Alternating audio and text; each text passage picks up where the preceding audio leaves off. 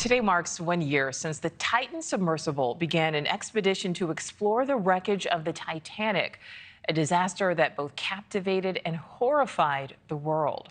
That doomed voyage to the bottom of the North Atlantic Ocean made global headlines when the vessel imploded, killing OceanGate CEO Stockton Rush, who piloted that sub along with his 4 passengers. And 1 year later, the investigation continues into the massive implosion, along with several salvage missions to the wreckage. NewsNation's Caitlin Becker is following the latest and is live. And Caitlin, in many ways, there are still so many more questions than answers, even a year later.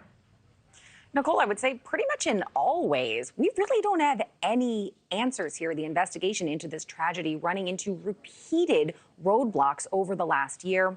The U.S. Coast Guard Marine Board of Investigation originally set a 12-month timeline to determine what caused the Titan submersible to implode deep in the North Atlantic. But that's been extended multiple times now.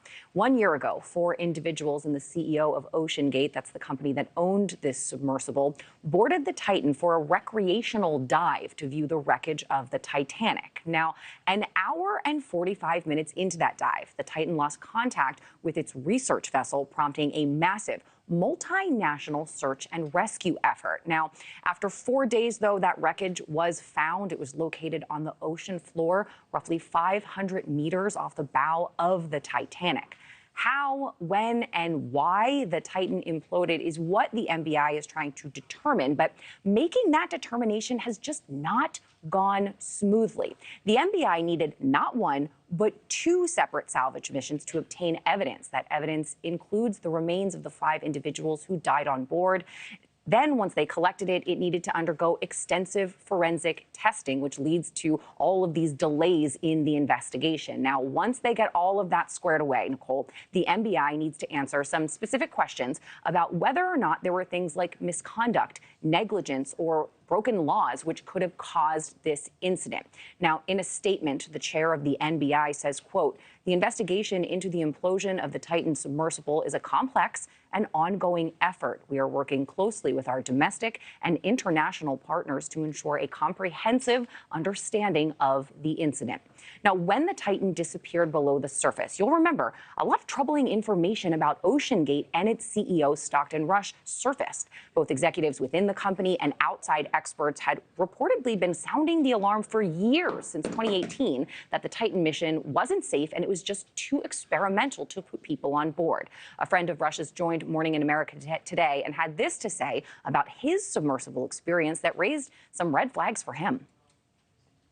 Well, we were warned, the passengers, that it was going to make sounds, but I wasn't really prepared for the intensity and frequency of the sounds that we heard. And the more disturbing part was that it was still making sounds fairly close to the surface, which indicated to me that there was a permanent crushing, so to speak, of the hull, and that energy was being stored and then released.